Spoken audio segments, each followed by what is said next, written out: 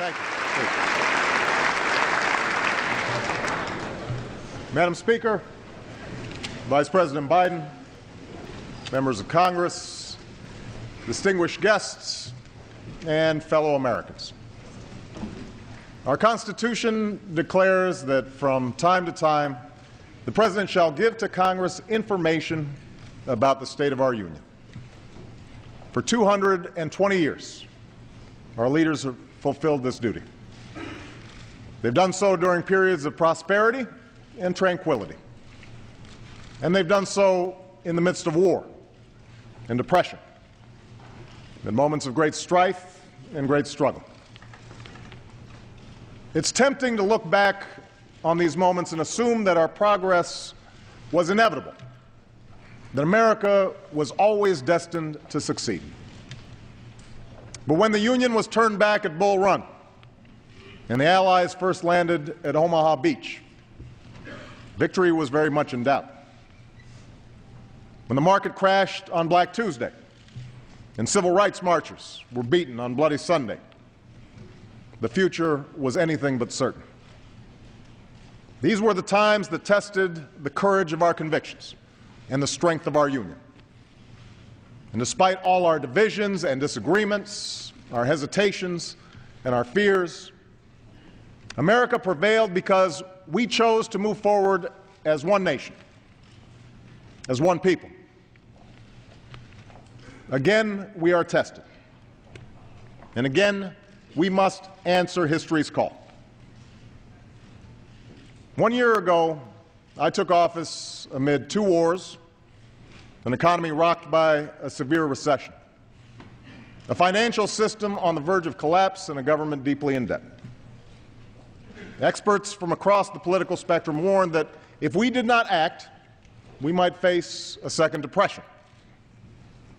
So we acted, immediately and aggressively. And 1 year later, the worst of the storm has passed. But the devastation remains. 1 in 10 Americans still cannot find work. Many businesses have shuttered. Home values have declined.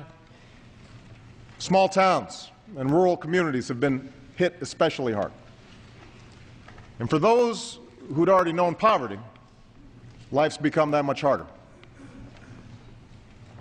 And this recession has also compounded the burdens that America's families have been dealing with for decades. The burden of working harder and longer for less, of being unable to save enough to retire or help kids with college. So I know the anxieties that are out there right now. They're not new. These struggles are the reason I ran for president. These struggles are what I've witnessed for years in places like Elkhart, Indiana, and Galesburg, Illinois. I hear about them in the letters that I read each night. The toughest to read are those written by children, asking why they have to move from their home, asking when their mom or dad will be able to go back to work. For these Americans and so many others, change has not come fast enough. Some are frustrated. Some are angry. They don't understand why it seems like bad behavior on Wall Street is rewarded, but hard work on Main Street isn't. Or why Washington has been unable or unwilling to solve any of our problems. They're tired of the partisanship and the shouting and the pettiness. They know we can't afford it. Not now. So we face big and difficult challenges. And what the American people hope, what they deserve, is for all of us, Democrats and Republicans, to work through our differences, to overcome the numbing weight of our politics. For while the people who sent us here have different backgrounds, different stories, different beliefs, the anxieties they face are the same. The aspirations they hold are shared. A job that pays the bills, a chance to get ahead, most of all, the ability to give their children a better life. And you know what else they share? They share a stubborn resilience in the face of adversity. After one of the most difficult years in our history, they remain busy building cars and teaching kids, starting businesses and going back to school. They're coaching Little League and helping their neighbors. One woman wrote to me and said, "We are strained but hopeful, struggling but encouraged." It's because of this spirit, this great decency and great strength, that I have never been more hopeful about America's future than I am tonight.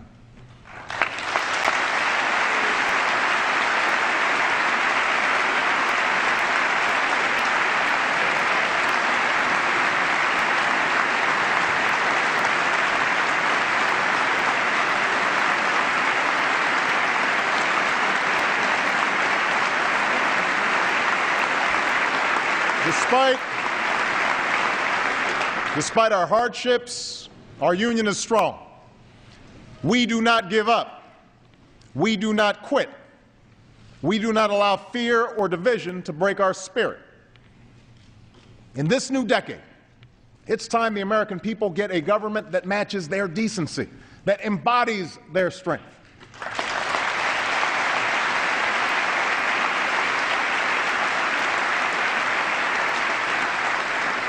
And tonight I'd like to talk about how together we can deliver on that promise.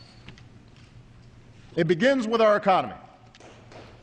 Our most urgent task upon taking office was to shore up the same banks that helped cause this crisis. It was not easy to do. And if there's one thing that has unified Democrats and Republicans and everybody in between, it's that we all hated the bank bailout. I hated it.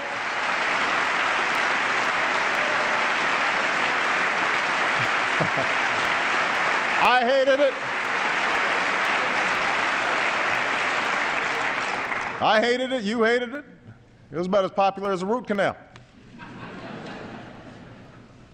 But when I ran for president, I promised I wouldn't just do what was popular. I would do what was necessary.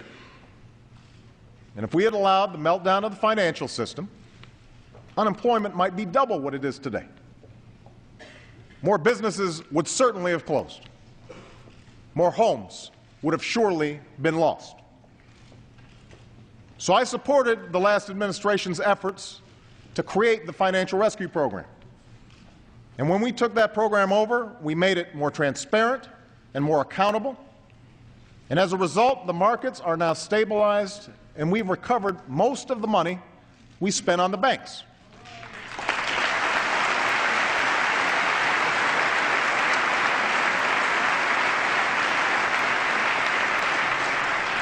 Most, but not all. To recover the rest, I've proposed a fee on the biggest banks. Now,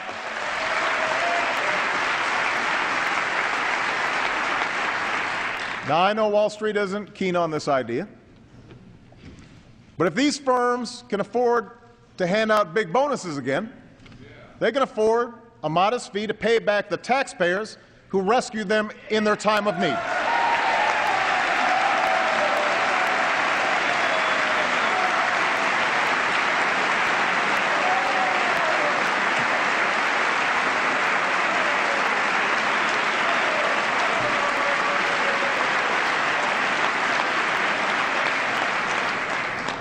Now, as we stabilized the financial system, we also took steps to get our economy growing again, save as many jobs as possible, and help Americans who'd become unemployed.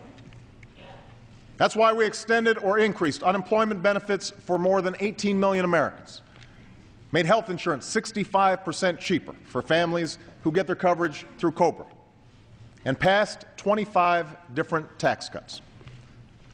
Now, let me repeat. We cut taxes.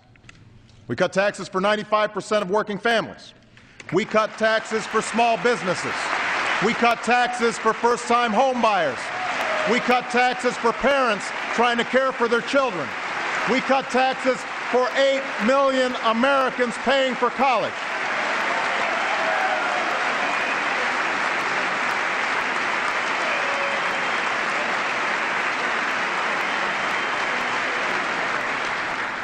I thought I'd get some applause on that one.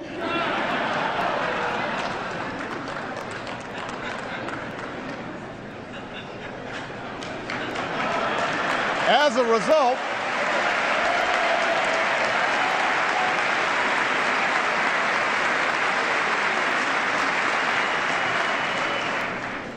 result, millions of Americans had more to spend on gas and food and other necessities, all of which helped businesses keep more workers. And we haven't raised income taxes by a single dime on a single person, not a single dime.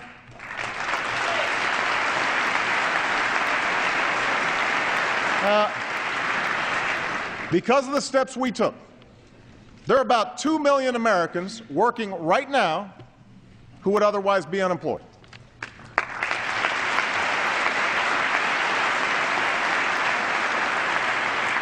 200,000 work in construction and clean energy. 300,000 are teachers and other education workers. Tens of thousands are cops, firefighters, correctional officers, first responders. And we're on track to add another 1.5 million jobs to this total by the end of the year. The plan that has made all of this possible, from the tax cuts to the jobs, is the Recovery Act. That's right. The Recovery Act, also known as the stimulus bill.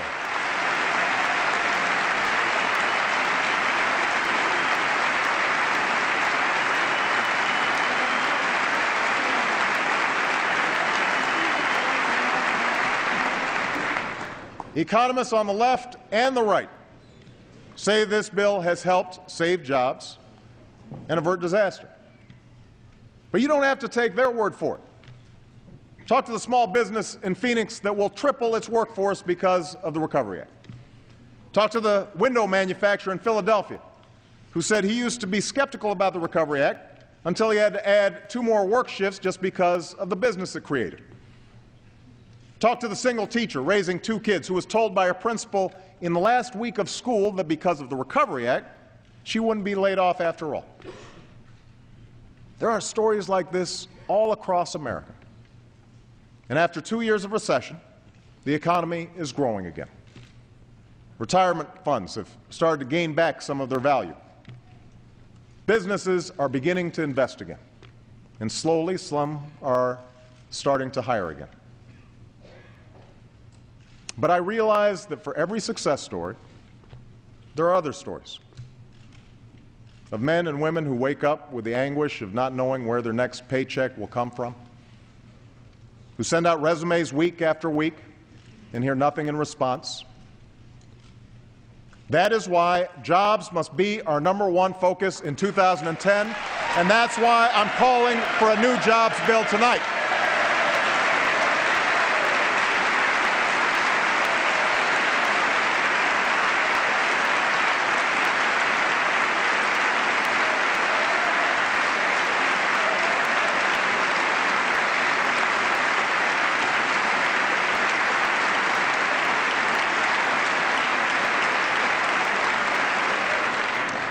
Now, the true engine of job creation in this country will always be America's businesses.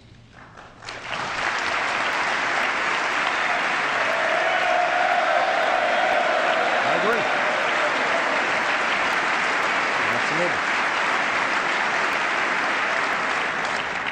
But government can create the conditions necessary for businesses to expand and hire more workers. We should start where most new jobs do, in small businesses. Companies that begin when an entrepreneur takes a chance on a dream or a worker decides it's time she became her own boss. Through sheer grit and determination, these companies have weathered the recession and they're ready to grow. But when you talk to small business owners in places like Allentown, Pennsylvania, or Elyria, Ohio, you find out that even though banks on Wall Street are lending again, they're mostly lending to bigger companies. Financing remains difficult for small business owners across the country, even those that are making a profit.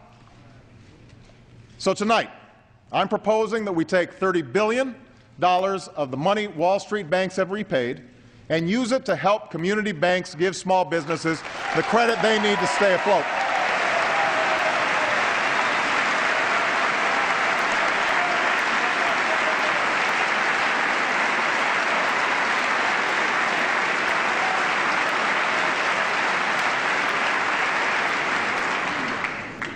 I'm also proposing a new small business tax credit, one that will go to over 1 million small businesses who hire new workers or raise wages.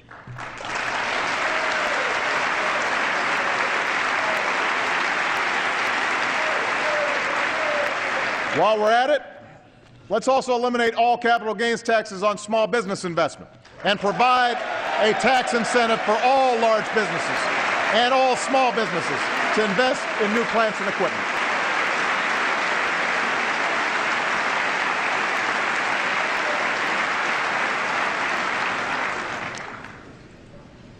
Next, we can put Americans to work today building the infrastructure of tomorrow.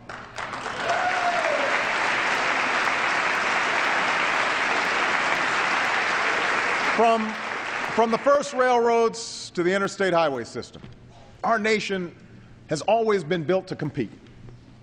There's no reason Europe or China should have the fastest trains or the new factories that manufacture clean energy products.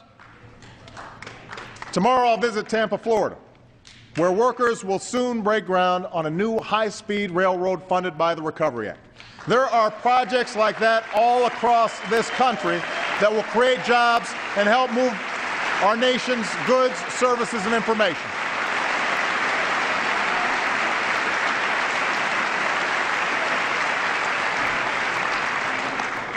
We should put more Americans to work building clean energy facilities and give rebates to Americans who make their homes more energy efficient, which supports clean energy jobs.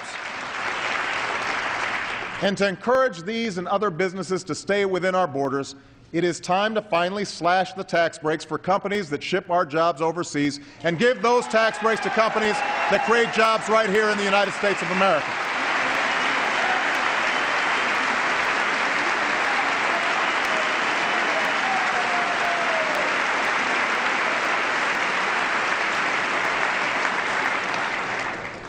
Now, the House has passed a jobs bill that includes some of these steps.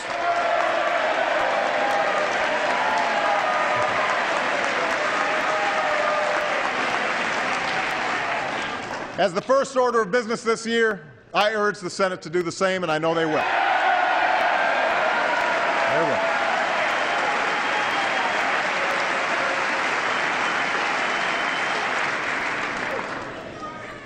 People are out of work. They're hurting. They need our help. And I want a jobs bill on my desk without delay. But the truth is, these steps won't make up for the 7 million jobs that we've lost over the last 2 years. The only way to move to full employment is to lay a new foundation for long-term economic growth and finally address the problems that America's families have confronted for years. We can't afford another so-called economic expansion like the one from the last decade, what some call the lost decade, where jobs grew more slowly than during any prior expansion, where the income of the average American household declined while the cost of health care and tuition reached record highs, where prosperity was built on a housing bubble and financial speculation. From the day I took office, I've been told that addressing our larger challenges is too ambitious. Such an effort would be too contentious. I've been told that our political system is too gridlocked and that we should just put things on hold for a while. For those who make these claims, I have one simple question. How long should we wait? How long should America put its future on hold? You see,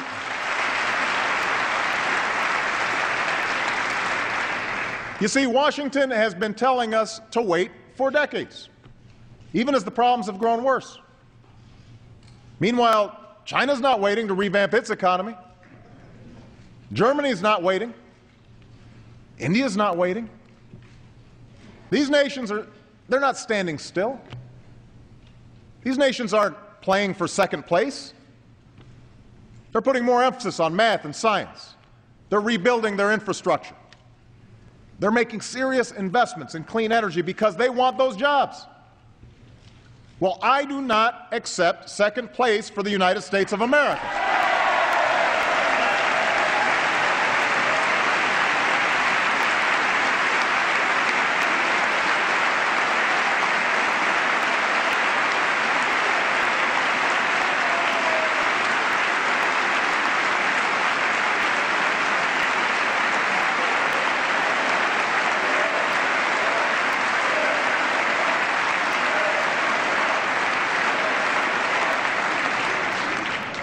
As hard as it may be, as uncomfortable and contentious as the debates may become, it's time to get serious about fixing the problems that are hampering our growth.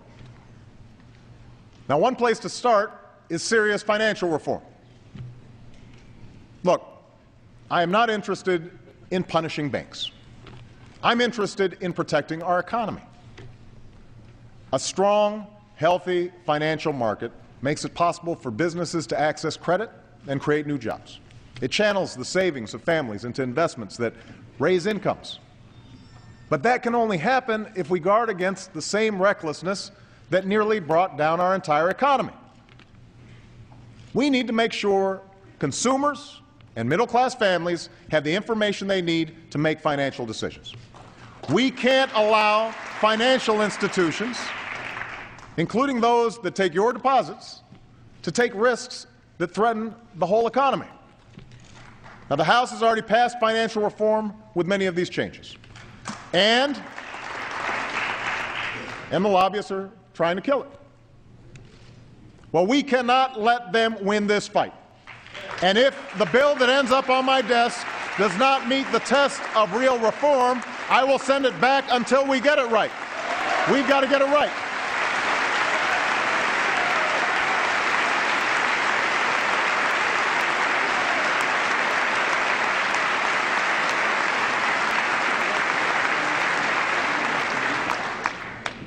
Next, we need to encourage American innovation. Last year, we made the largest investment in basic research funding in history. An investment that could lead to the world's cheapest solar cells, or treatment that kills cancer cells but leaves healthy ones untouched. And no area is more ripe for such innovation than energy. You can see the results of last year's investments in clean energy. In the North Carolina company that will create 1,200 jobs nationwide helping to make advanced batteries, or in the California business that will put 1,000 people to work making solar panels. But to create more of these clean energy jobs, we need more production, more efficiency, more incentives. And that means building a new generation of safe, clean nuclear power plants in this country.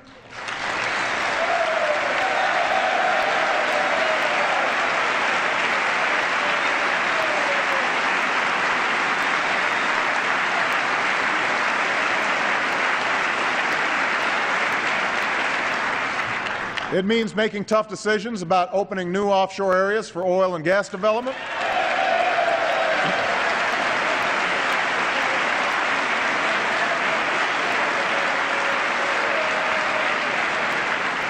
It means continued investment in advanced biofuels and clean coal technologies.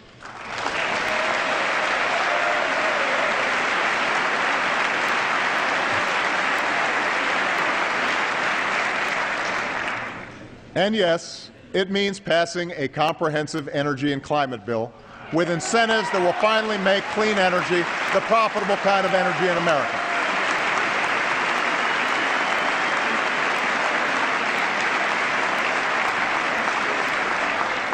I'm grateful to the House for passing such a bill last year. And this year I'm eager to help advance the bipartisan effort in the Senate.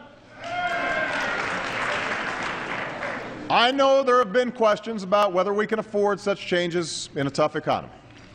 I know that there are those who disagree with the overwhelming scientific evidence on climate change. But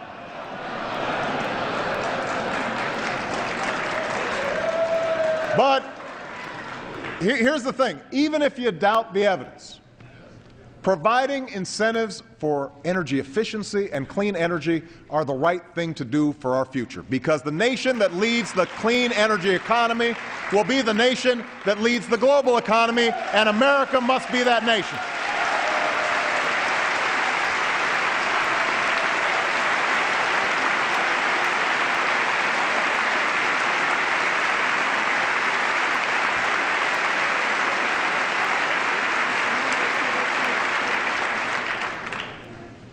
Third, we need to export more of our goods.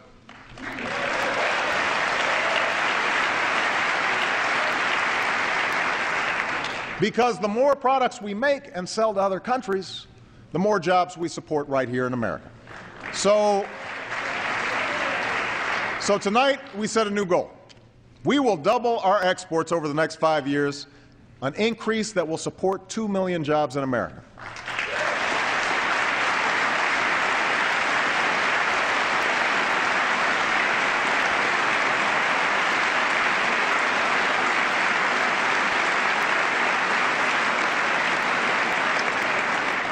To help meet this goal, we're launching a national export initiative that will help farmers and small businesses increase their exports and reform export controls consistent with national security.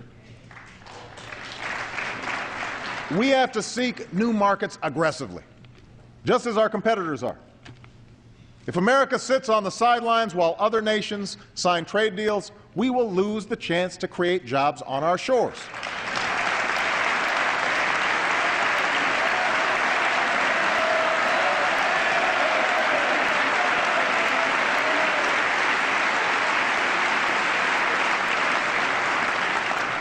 But realizing those benefits also means enforcing those agreements so our trading partners play by the rules.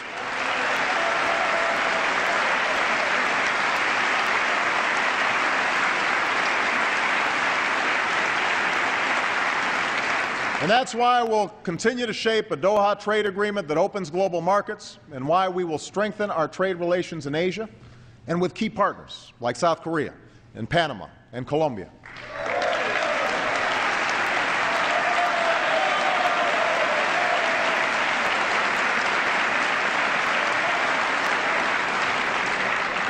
Fourth, we need to invest in the skills and education of our people. Now, this year we've broken through the stalemate between left and right by launching a national competition to improve our schools. And the idea here is simple. Instead of rewarding failure, we only reward success. Instead of funding the status quo, we only invest in reform. Reform that raises student achievement, inspires students to excel in math and science, and turns around failing schools that steal the future of too many young Americans, from rural communities to the inner city. In the 21st century, the best anti-poverty program around is a world-class education.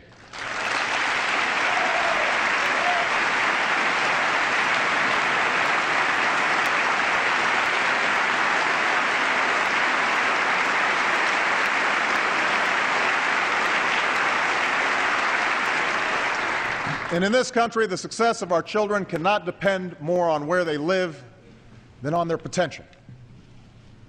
When we renew the Elementary and Secondary Education Act, we will work with Congress to expand these reforms to all 50 states.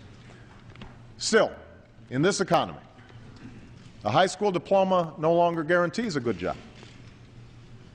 That's why I urge the Senate to follow the House and pass a bill that will revitalize our community colleges, which are a career pathway to the children of so many working families.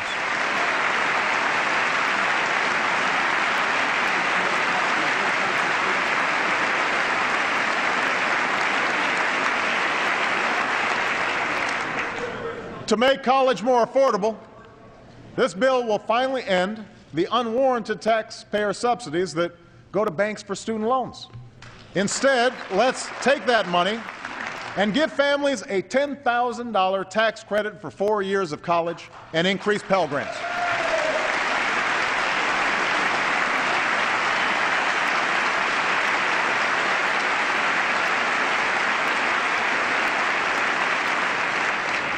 And let's tell another 1 million students that when they graduate, they will be required to pay only 10% of their income on student loans. And all of their debt will be forgiven after 20 years, and forgiven after 10 years if they choose a career in public service.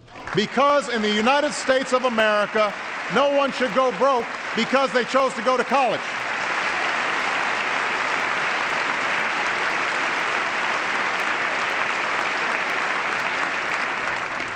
And by the way, it's time for colleges and universities to get serious about cutting their own costs, because they too have a responsibility to help solve this problem.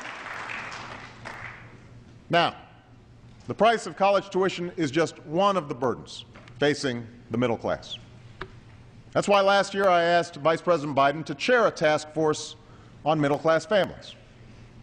That's why we're nearly doubling the child care tax credit and making it easier to save for retirement by giving access to every worker a retirement account and expanding the tax credit for those who start a nest egg.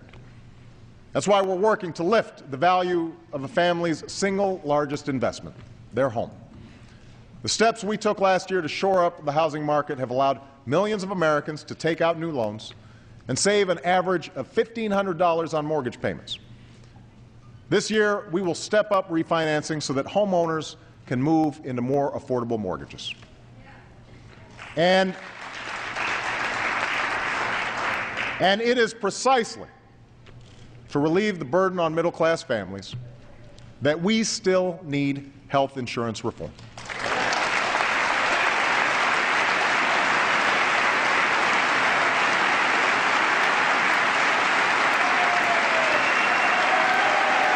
Yes, we do.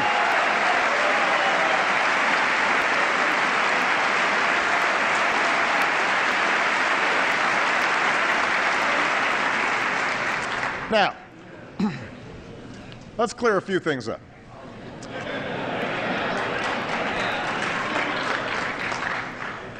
I didn't choose to tackle this issue to get some legislative victory under my belt. And by now, it should be fairly obvious that I didn't take on health care because it was good politics.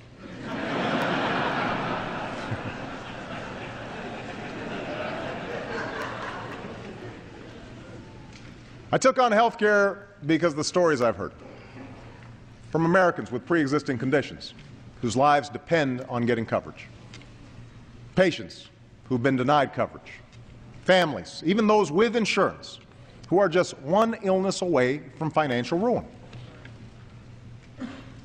After nearly a century of trying, Democratic administrations, Republican administrations, we are closer than ever to bringing more security to the lives of so many Americans. The approach we've taken would protect every American from the worst practices of the insurance industry. It would give small businesses and uninsured Americans a chance to choose an affordable health care plan in a competitive market. It would require every insurance plan to cover preventive care. And by the way, I want to acknowledge our First Lady, Michelle Obama, who this year is creating a national movement to tackle the epidemic of childhood obesity and make kids healthier. Thank you, honey.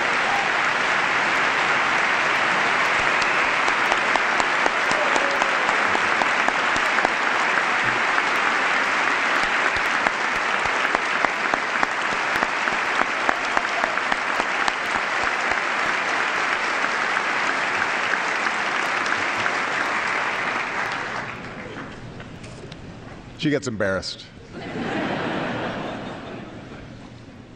Our approach would preserve the right of Americans who have insurance to keep their doctor in their plan.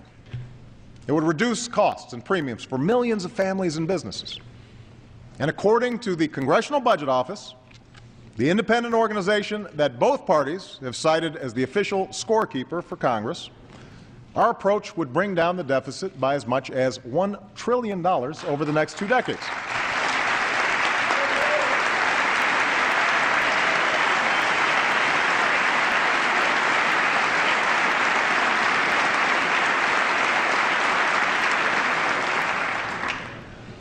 Still, this is a complex issue, and the longer it was debated, the more skeptical people became. I take my share of the blame for not explaining it more clearly to the American people. And I know that with all the lobbying and horse trading, the process left most Americans wondering, what's in it for me? But I also know this problem is not going away.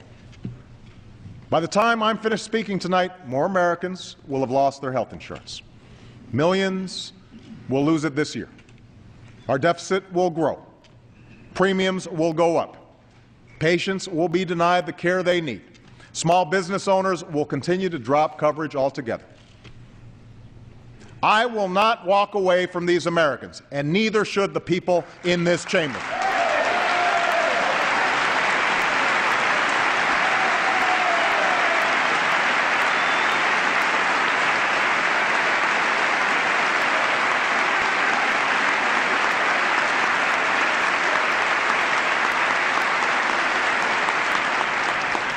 So, as temperatures cool, I want everyone to take another look at the plan we've proposed. There's a reason why many doctors, nurses, and healthcare experts who know our system best consider this approach a vast improvement over the status quo. But if anyone from either party has a better approach that will bring down premiums, bring down the deficit, cover the uninsured, strengthen Medicare for seniors, and stop insurance company abuses, let me know. Let me know. Let me know.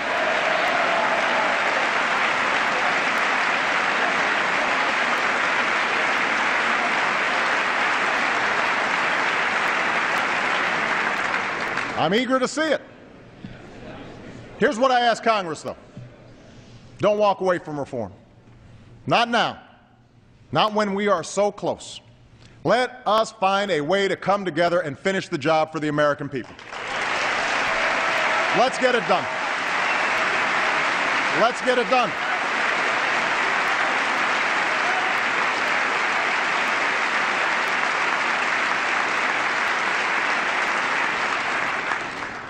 Now, even as health care reform would reduce our deficit, it's not enough to dig us out of a massive fiscal hole in which we find ourselves.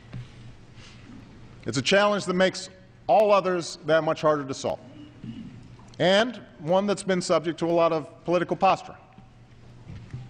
So let me start the discussion of government spending by setting the record straight. At the beginning of the last decade, the year 2000, America had a budget surplus of over $200 billion. By the time I took office, we had a one-year deficit of over $1 trillion and projected deficits of $8 trillion over the next decade. Most of this was the result of not paying for 2 wars, 2 tax cuts, and an expensive prescription drug program. On top of that, the effects of the recession put a $3 trillion hole in our budget. All this was before I walked in the door. Now,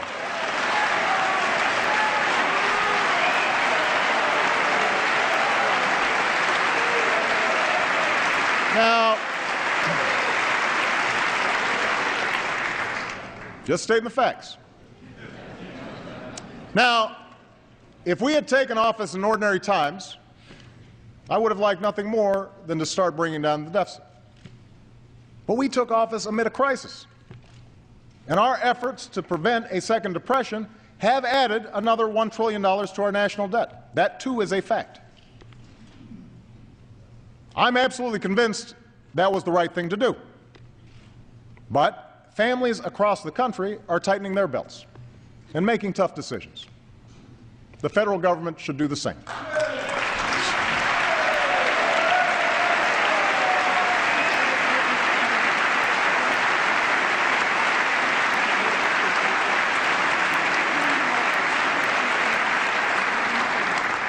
So tonight, I'm proposing specific steps to pay for the $1 trillion that it took to rescue the economy last year. Starting in 2011, we are prepared to freeze government spending for 3 years. Spending related to our national security, Medicare, Medicaid, and Social Security will not be affected. But all other discretionary government programs will. Like any cash-strapped family, we will work within a budget to invest in what we need and sacrifice what we don't. And if I have to enforce this discipline by veto, I will.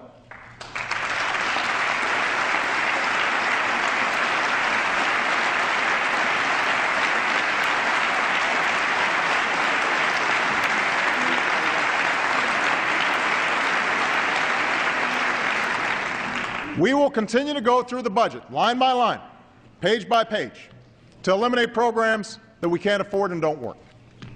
We've already identified $20 billion in savings for next year. To help working families, we'll extend our middle-class tax cuts.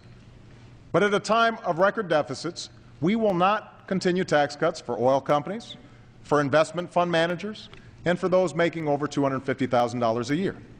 We just can't afford it.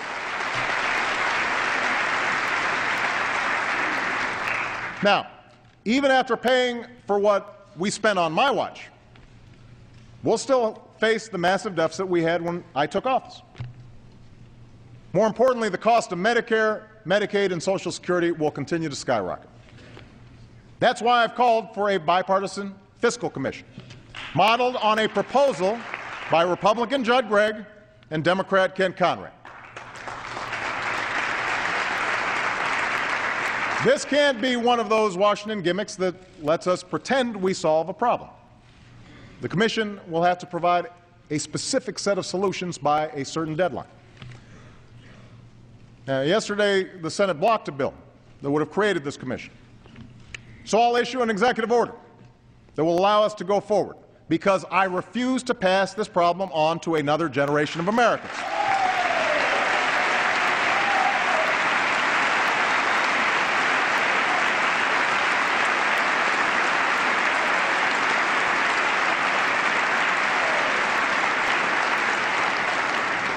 And when the vote comes tomorrow, the Senate should restore the pay-as-you-go law that was a big reason for why we had record surpluses in the 1990s.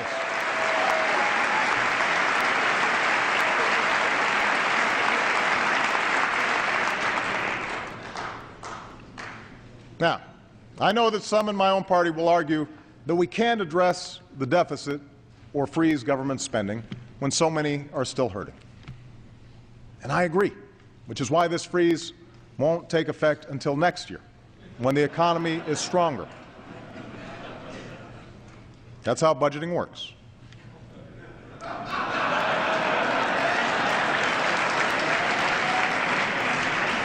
But understand,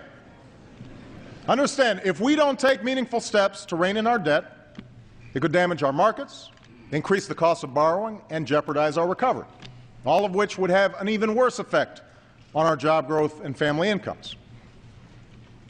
From some on the right, I expect we'll hear a different argument. That if we just make fewer investments in our people, extend tax cuts, including those for the wealthier Americans, eliminate more regulations, maintain the status quo on health care, our deficits will go away. The problem is, that's what we did for 8 years.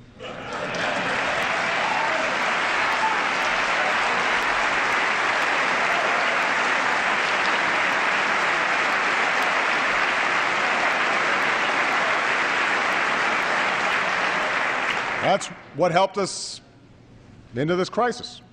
It's what helped lead to these deficits. We can't do it again. Rather than fight the same tired battles that have dominated Washington for decades, it's time to try something new. Let's invest in our people without leaving them a mountain of debt. Let's meet our responsibility to the citizens who sent us here. Let's try common sense.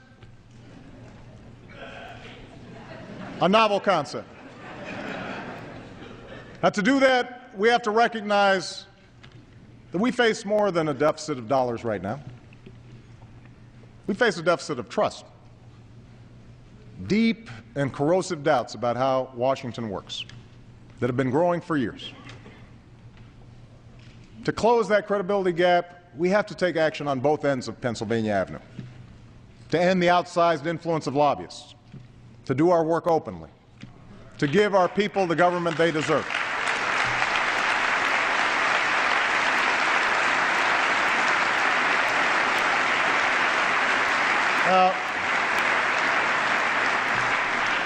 That's what I came to Washington to do.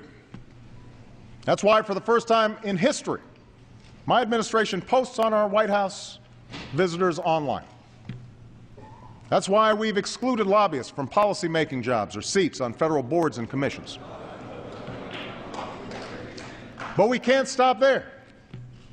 It's time to require lobbyists to disclose each contact they make on behalf of a client with my administration or with Congress. It's time to put strict limits on the contributions that lobbyists give to candidates for federal office. With all due deference to separation of powers, last week the Supreme Court reversed a century of law that I believe will open the floodgates for special interests, including foreign corporations, to spend without limit in our elections.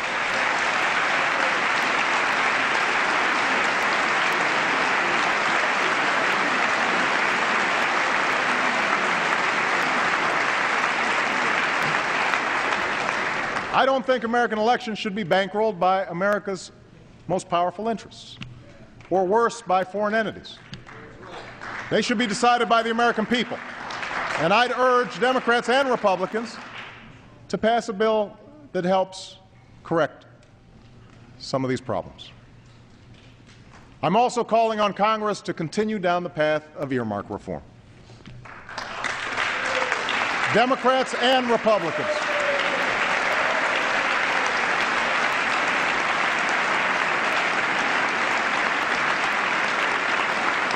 Democrats and Republicans, look, you've trimmed some of this spending.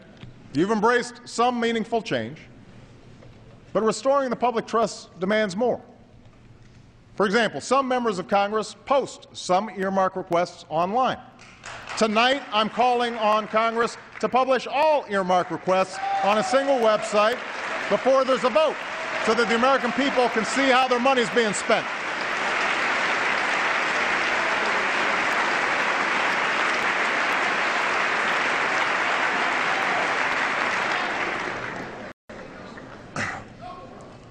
Of course,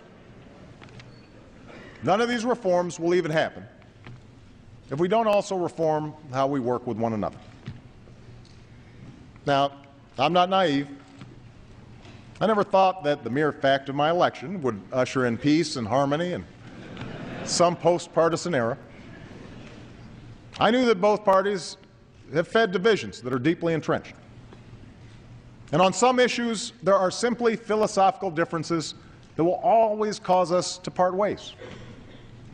These disagreements about the role of government in our lives, about our national priorities and our national security, they've been taking place for over 200 years. They're the very essence of our democracy.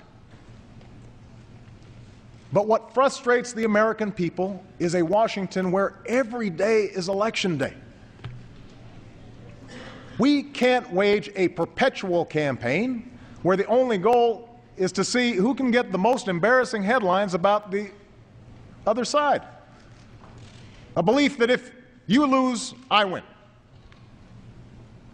Neither party should delay or obstruct every single bill just because they can. The confirmation of,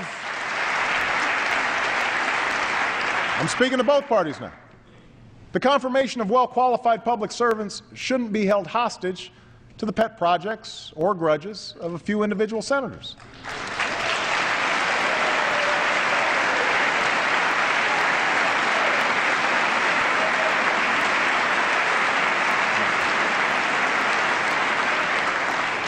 Washington may think that saying anything about the other side, no matter how false, no matter how malicious, is just part of the game. But it's precisely such politics that has stopped either party from helping the American people. Worse yet, Worse yet, it's sowing further division among our citizens, further distrust in our government. So no, I will not give up on trying to change the tone of our politics. I know it's an election year, and after last week, it's clear that campaign fever has come even earlier than usual. But we still need to govern. To Democrats, I would remind you that we still have the largest majority in decades, and the people expect us to solve problems, not run for the hills.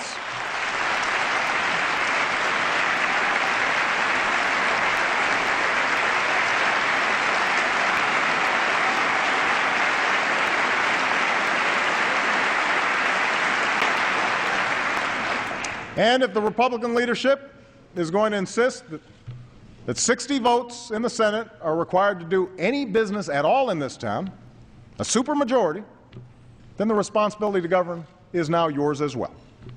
Just saying no to everything may be good short-term politics, but it's not leadership. We were sent here to serve our citizens, not our ambitions.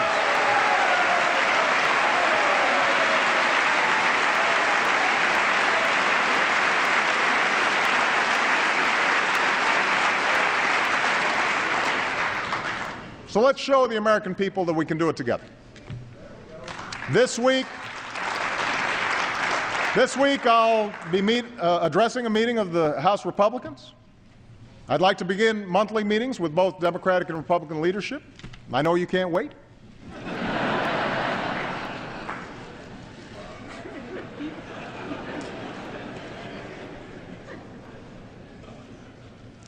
Now, throughout our history, no issue has united this country more than our security. Sadly, some of the unity we felt after 9/11 has dissipated. And we can argue all we want about who's to blame for this, but I'm not interested in relitigating the past. I know that all of us love this country. All of us are committed to its defense. So let's put aside the schoolyard taunts about who's tough. Let's reject the false choice between protecting our people and upholding our values. Let's leave behind the fear and division and do what it takes to defend our nation and forge a more hopeful future for America and for the world.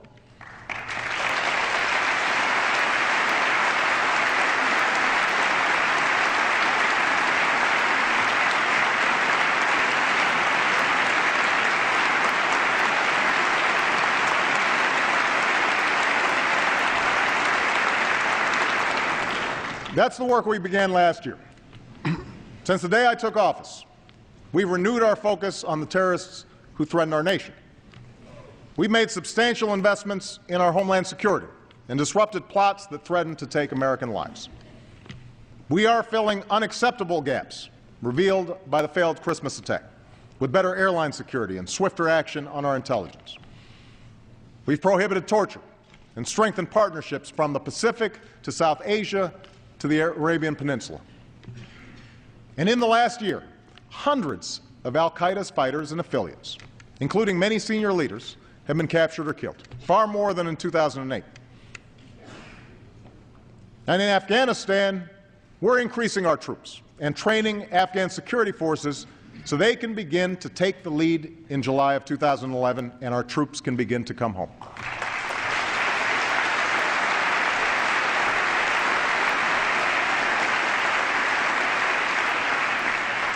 We will reward good governance, work to reduce corruption, and support the rights of all Afghans, men and women alike. We're joined by allies and partners who have increased their own commitments and who will come together tomorrow in London to reaffirm our common purpose. There will be difficult days ahead, but I am absolutely confident we will succeed. As we take the fight to al-Qaeda, we are responsibly leaving Iraq to its people. As a candidate, I promised that I would end this war, and that is what I am doing as president. We will have all of our combat troops out of Iraq by the end of this August. We will support the Iraqi government. We will support the Iraqi government as they hold elections, and we will continue to partner with the Iraqi people to promote regional peace and prosperity. But make no mistake, this war is ending, and all of our troops are coming home.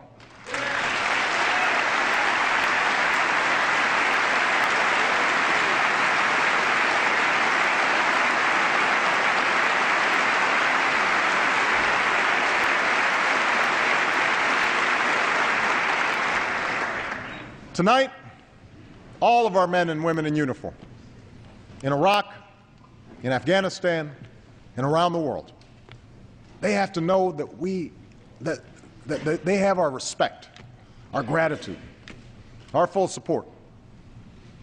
And just as they must have the resources they need in war, we all have a responsibility to support them when they come home.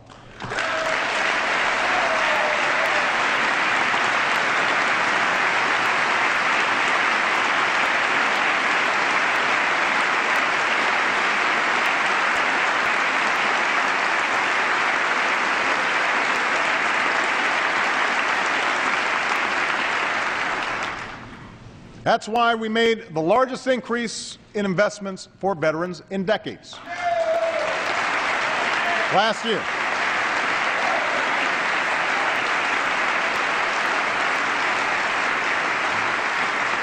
That's why we're building a 21st century VA. And that's why Michelle has joined with Jill Biden to forge a national commitment to support military families.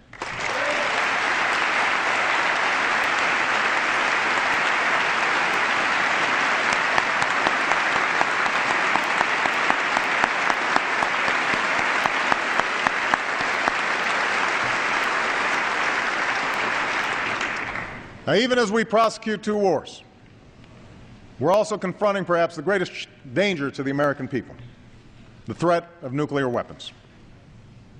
I've embraced the vision of John F. Kennedy and Ronald Reagan through a strategy that reverses the spread of these weapons and seeks a world without them. To reduce our stockpiles and launchers while ensuring our deterrent, the United States and Russia are completing negotiations on the farthest-reaching arms control treaty in nearly 2 decades.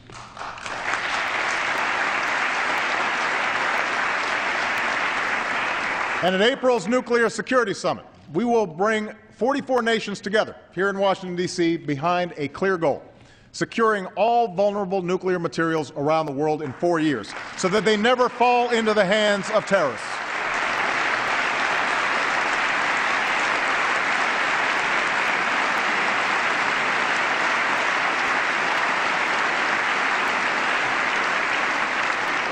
Now, these diplomatic efforts have also strengthened our hand in dealing with those nations that insist on violating international agreements in pursuit of nuclear weapons. That's why North Korea now faces increased isolation and stronger sanctions, sanctions that are being vigorously enforced. That's why the international community is more united and the Islamic Republic of Iran is more isolated. And as Iran's leaders continue to ignore their obligations, there should be no doubt they, too, will face growing consequences. That is a promise.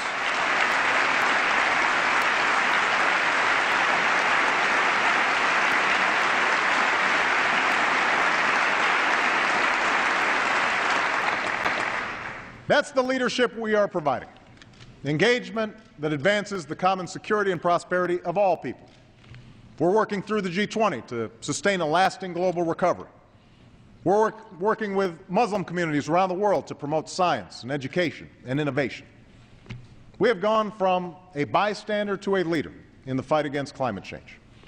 We're helping developing countries to feed themselves and continuing the fight against HIV/AIDS. And we are launching a new initiative that will give us the capacity to respond faster and more effectively to bioterrorism or an infectious disease. A plan that will counter threats at home and strengthen public health abroad. As we have for over 60 years, America takes these actions because our destiny is connected to those beyond our shores. But we also do it because it is right. That's why, as we meet here tonight, Over 10,000 Americans are working with many nations to help the people of Haiti recover and rebuild.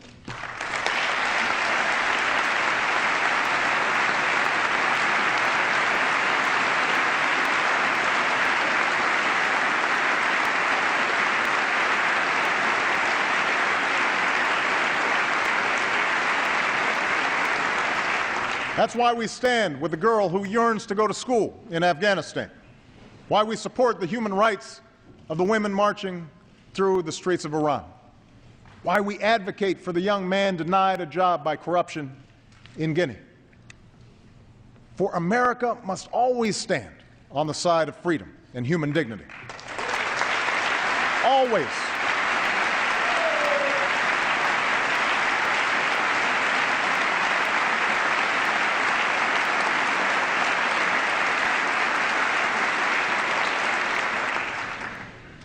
Abroad, America's greatest source of strength has always been our ideals. The same is true at home. We find unity in our incredible diversity, drawing on the promise enshrined in our Constitution. The notion that we're all created equal, that no matter who you are or what you look like, if you abide by the law, you should be protected by it. If you adhere to our common values, you should be treated no different than anyone else. We must continually renew this promise. My administration has a civil rights division that is once again prosecuting civil rights violations and employment discrimination. We finally strengthened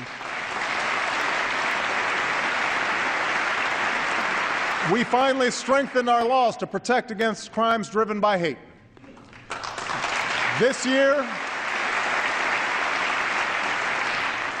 This year, I will work with Congress and our military to finally repeal the law that denies gay Americans the right to serve the country they love because of who they are. It's the right thing to do.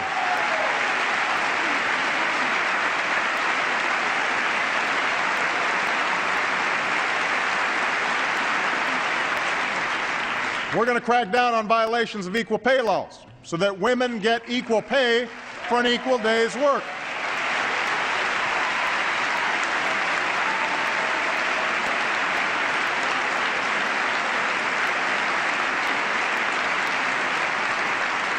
And we should continue the work of fixing our broken immigration system to secure our borders and enforce our laws and ensure that everyone who plays by the rules can contribute to our economy and enrich our nations.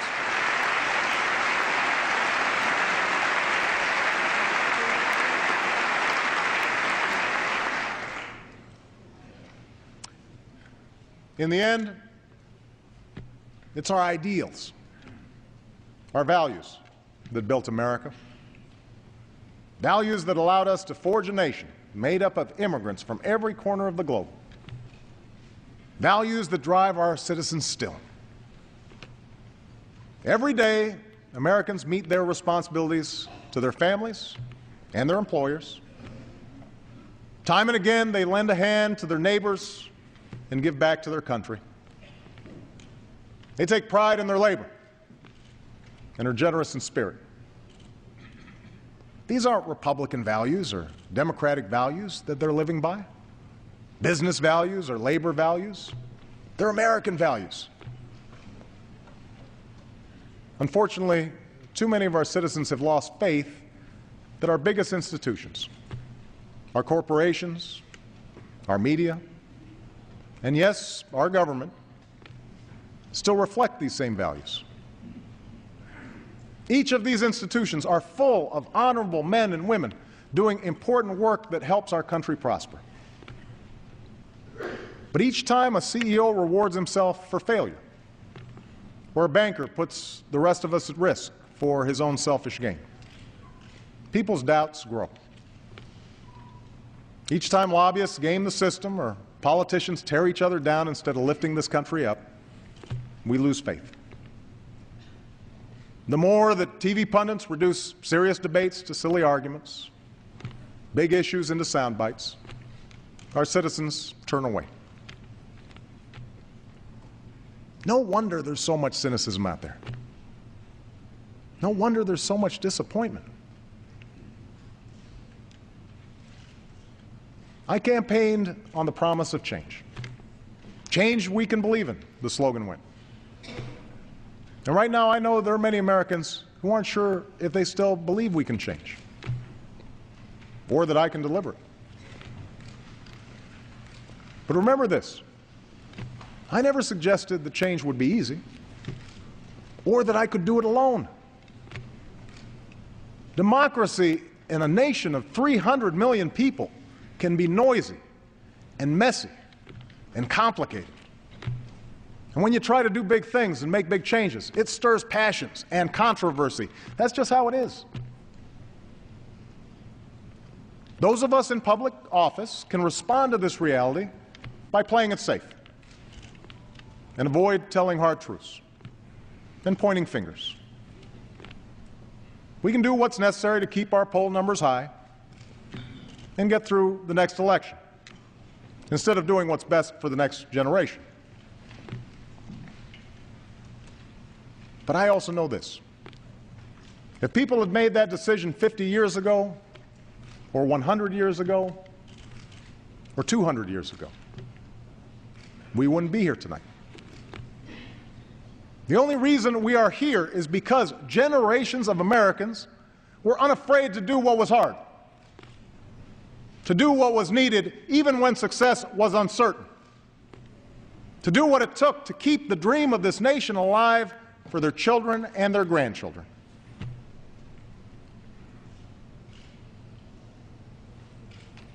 Our administration has had some political setbacks this year, and some of them were deserved. But I wake up every day knowing that they are nothing compared to the setbacks that families all across this country have faced this year. And what keeps me going, what keeps me fighting, is that despite all these setbacks, that spirit of determination and optimism, that fundamental decency that has always been at the core of the American people, that lives on. It lives on in the struggling small business owner who wrote to me of his company. None of us, he said, are willing to consider even slightly that we might fail. It lives on in the woman who said that even though she and her neighbors have felt the pain of recession, we are strong, we are resilient, we are American. It lives on in the 8-year-old boy in Louisiana who just sent me his allowance and asked if I would give it to the people of Haiti. And it lives on in all the Americans who've dropped everything to go someplace they've never been and pull people they've never known from the rubble, prompting chants of USA, USA, USA, when another life was saved. The spirit that has sustained this nation for more than 2 centuries lives on in you, its people. We have finished a difficult year. We have come through a difficult decade. But a new year has come. A new decade stretches before us. We don't quit. I don't quit. Let's seize this moment to start anew, to carry the dream forward, and to strengthen our union once more. Thank you. God bless you.